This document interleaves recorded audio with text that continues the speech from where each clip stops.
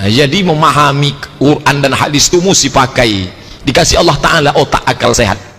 Dulu orang Arab Saudi mengharamkan nih mikrofon nih haram karena mikrofon nih toa buatan Amerika, made in China. Paham? Yang tasbih Assalamualaikum Islam. Dari mana tasbih Islam? Kalau orang kafir untuk hak paten, kita malu. Yang pertama kali punya tasbih itu orang Solin, betul? Buddha, Katolik, betul? Tidak ada sahabat menentang tasbih. Bahkan menghitung pakai biji saja, kata sahabat apa? Hitung dosamu lebih baik ketimbang menghitung Allah dengan batu. Cuma ya kita harus berlapangan diri, ini menjadi sebuah tradisi sudah. Hatta di Arab, jadi tradisi. Ya. Cuma mereka nggak mengeklaim bahwa tasbih itu dengan menyebut nama Allah saja. Ya, ini kan bahaya kalau kita nggak paham asbabun nuzulnya. Akhirnya terjebak dalam kesalahan yang berkepanjangan. Wa iyadzubillah wa na'udzubillah. Ini agama mulia. Orang Islam harus bangga dengan hukum Islam. Jadi betul-betul bukan taklid, karena beragama dengan taklid haram di Islam. Tidak ada taklid dalam Islam. Apakah tasbih termasuk bid'ah? Kalau tasbih bukan termasuk bid'ah, kok Syekh Albani mengatakan bid'ah? Ada permasalahan-permasalahan yang dikhilafkan oleh para ulama, ya. Seperti masalah tasbih. Tasbih Syekh Albani mengatakan bid'ah, namun dia diselisih oleh para ulama yang lain, ya. Ya, ini menunjukkan bahwasanya kita tidak taklid kepada Syekh Albani, ya. Kita lihat dalil. Kalau dilihat dijelaskan oleh para ulama yang lain bahwasanya tasbih itu adalah alat saja segera untuk berzikir kepada Allah Subhanahu wa taala. Dia bukan ritualnya. Kapan dikatakan bid'ah? Jika kita memunculkan ritual yang baru. Ritual yang baru, misalnya kita meyakini kalau zikir tasbihnya harus dileherkan, dikalungkan misalnya, ya. Atau kalau kita berzikir dengan tasbih lebih afdal, maka itu bid'ah. Tapi selama kita meyakini tasbih tersebut hanyalah alat, ya, maka enggak jadi masalah. Sama seperti seorang mungkin naik mobil, dia kemudian mau berzikir. Ada zikir-zikir yang kata Rasulullah 100 kali, pahalanya sekian, 100 kali. Dia mau zikir kan susah begini. Bingung juga. Makanya dia mungkin ada alat pakai yang digital. Subhanallah, subhanallah, belum. Dia kok bisa gitu ya. Ini kan alat saja, mau tasbih mau begini hanya sekedar alat.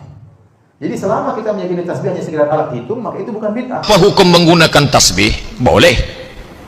Pak Ustadz menyebut boleh, tak boleh, apa dalilnya? Datanglah seorang berzikir mengingat Allah, lalu dia memakai batu ditumpuknya, subhanallah, subhanallah, subhanallah. Lalu kata Nabi, kalau engkau mau mudah berzikir, gunakan ini, subhanallah, subhanallah, subhanallah.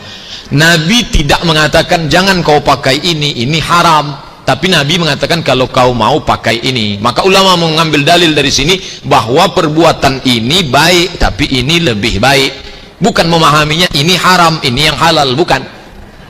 Tapi kalau kata Nabi, ini pakai batu nih haram, jangan kau pakai. Mengapa dia hitung batu satu-satu? Karena waktu itu belum ada alat untuk menusuk batu itu. Sekarang sudah ada alatnya, bisa masuk benang ke dalam. Nanti kalau batu diharamkan, bagaimana dengan alat yang digital, main petik? Subhanallah, subhanallah, subhanallah. Ini kan alat untuk mempermudah. Zaman Nabi disuruh sawus sufuf fa inna taswiyatas sufuf min tamamis shalah. Luruskanlah saf, lurusnya saf bagian dari salat. Zaman dulu belum ada isolatif selasiban untuk, sekarang dibuat orang selasiban hitam. Kalau begitu haramlah selasiban nih. Ini kan alat untuk membantu meluruskan. Jadi memahami Quran dan hadis itu mesti pakai, dikasih Allah Ta'ala otak akal sehat.